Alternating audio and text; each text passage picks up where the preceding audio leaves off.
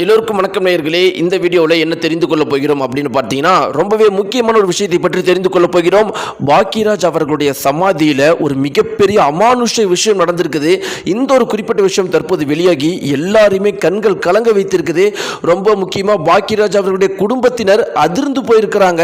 அப்படி என்ன நடந்துச்சு, பாக்கியராஜ் அவர்களுடைய சமாதியில் நேற்று இரவு என்ன நடந்துச்சு, அதை யார் சொன்னது, அவங்க என்ன சொன்னாங்க, ஒட்டுமொத்த சோசியல் மீடியாவும் இப்போ இதை பற்றி என்ன பேசிட்டு இருக்கிறாங்க, இப்படி பல முக்கியமான விஷயங்களை பற்றி இந்த வீடியோவில் நாம் தெரிந்து கொள்ள போகிறோம்.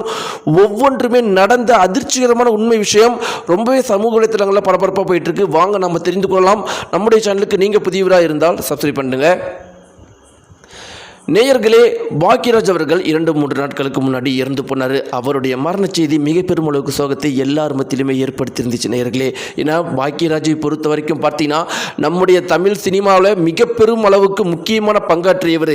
பொதுவாக நீங்கள் பார்த்துக்கிட்டிங்கன்னா, அந்த காலத்தில் நடித்த நடிகர்கள் எல்லாருமே 4 வில்லன்களை அடிக்கிறது, காமெடி பண்ணுறது, இந்த மாதிரி விஷயங்களே பண்ணிகிட்டு இருந்தாங்க. ஆனால் பாக்கியராஜ் மட்டும்தான் காமெடி பண்ணுறதோடு இல்லாமல் ஆனால் 4 பேர்த்தெல்லாம் அடிக்க மாட்டார். ரொம்பவே பயந்த ஒரு மாதிரி காட்டிப்பார். தன்னுடைய மனைவிக்கும் குடும்பத்தினருக்கும் அதிக முக்கியத்துவம் கொடுப்பவராக அவருடைய படங்கள் ஒவ்வொன்றுமே இருக்கும். ஒவ்வொரு படத்துலையுமே பெண்கள் எவ்வளோ முக்கியமானவங்க, அவங்கள எவ்வளோ தூரம் மதிக்கணும், பெண்கள் எவ்வளோ தூரம் உயர்ந்தவங்க அப்படிங்கிற மாதிரியே அந்த காலத்திலேயே படங்கள் எடுத்தவர்.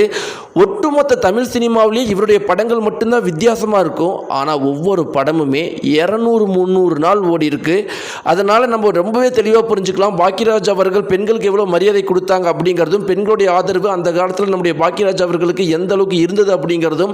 அதனால தான் பார்த்தீங்கன்னா, பாக்கியராஜுடைய மரண செய்தி கேட்ட உடனே எல்லாருக்குமே அதிர்ச்சிகரமாக இருந்திருக்கு. ரொம்ப முக்கியமாக பெண்கள்லாம் எல்லாரும் சொல்கிறது எனக்கு ரொம்பவே அதிர்ச்சியாக இருக்குது அப்படிங்கிற மாதிரி நிறைய பேர் சொல்கிறதை கேட்டிருக்கிறோம். 2K கிட்ஸ் வரைக்கும் சொல்கிறத நம்மளால் கேட்க முடியுது.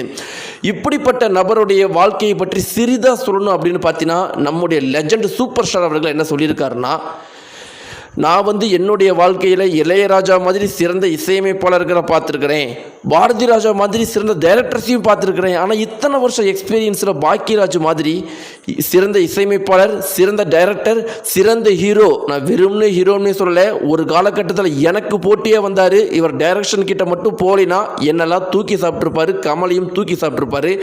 இப்படி புகழ்ந்து பேசியிருக்காங்க நேயர்களே நம்முடைய சூப்பர் ஸ்டார் அவர்கள். இதில் இருந்தே புரிஞ்சிக்கலாம் நம்முடைய பாக்கியராஜ் அவர்கள் எந்த அளவுக்கு தமிழ் சினிமா துறையில் மிக பெரும் அளவுக்கு அவர் கோலாச்சிருக்கார் அப்படின்னு. இப்படி இருக்கிறப்ப அவர் எப்படி இறந்தார் அப்படின்னு பார்த்தீங்கன்னா, 2 வாரங்களுக்கு முன்னாடி பாரதி ராஜா அவர்கள் இறந்து போனாங்க. அவருடைய மரண செய்தி இந்த மனுஷனை ரொம்பவே கஷ்டப்படுத்தியிருக்குது.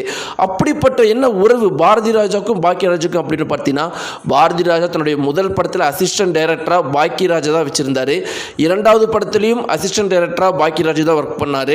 3வது படத்தில் ஒரு ரோலும் கொடுத்து அசிஸ்டன்ட் டைரக்டராக ஒர்க் பண்ண வச்சார். இப்படி பாக்கியராஜாவை ஒவ்வொரு படிக்கட்டாக ஏற்றி விட்டவர் பாரதி ராஜா. அப்படிப்பட்ட மனிதர் இறந்ததை தாங்காமல் இவருடைய மன அழுத்தம் அதிகமாகி 2 வாரம் கழித்து இறந்து போயிருக்கிறாரு.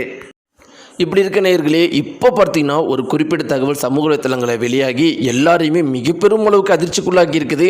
அது என்ன தகவல் அப்படின்னு பார்த்தீங்கன்னா, பாக்கியராஜ் அவர்களுடைய சமாதியிலேருந்து ஒரு அழுகை குரல் வருது அப்படின்னு பாக்கியராஜுடைய சமாதிக்கு போன ஒவ்வொருத்தருமே சொல்லிட்டு இருக்கிறாங்க. இது ரொம்ப முக்கியமான விஷயம் என்னென்னா, பாக்கியராஜுடைய குடும்பத்தினர் தான் சமாதியை போய் பார்க்குறாங்கன்னா அப்படி தான் கிடையாது. அவருடைய ரசிகர்கள், அவரை பிடிச்சவங்க எல்லாருமே இப்போ பாக்கியராஜ் சமாதி எங்கே இருக்குன்னு தேடி கண்டுபிடிச்சி போகிறவங்க எல்லாருமே தொடர்ந்து இந்த விஷயத்தை சொல்லவும் குடும்பத்தினரும் அங்கே போய் பார்த்துருக்குறாங்க. பாக்கியராஜுடைய சமாதியிலிருந்து ஒரு அழுகை குரல் வரதை நேற்று இரவு அவங்களும் உணர்ந்திருக்கிறாங்க. இந்த குறிப்பிட்ட விஷயம் மிக பெரும் அளவுக்கு அவங்களுடைய நெருங்கிய வட்டாரங்கள்கிட்ட சொல்லி அவங்க வருத்தப்பட்டிருக்கிறாங்க. ஒருவேளை தன்னுடைய அப்பாவுக்கு, தன்னுடைய கணவருக்கு ஏதோ ஒன்று நம்ம குறை வச்சுட்டோமோ அப்படிங்கிற ஒரு கவலை இருக்கவும், சில பேர் என்ன சொல்கிறாங்க அப்படின்னு பார்த்தீங்கன்னா, ஒரு நல்ல ஆத்மா உலகை விட்டு போகும்போது இந்த மாதிரி நடக்கிறது இயல்பு தான் அப்படின்னு சொல்லியிருக்கிறாங்க. நேயர்களே, இந்த குறிப்பிட்ட தகவலை பற்றின உங்களுடைய கருத்துக்கள் என்ன? மறக்காமல் கீழே இருக்கிற கன்பாஸ் தெரிவிங்க. பாக்கியராஜ் எந்த அளவுக்கு பிடிக்கும் அப்படிங்கிறதையும் கன்பாஸ் மறக்காமல் தெரிவிங்க. நன்றி.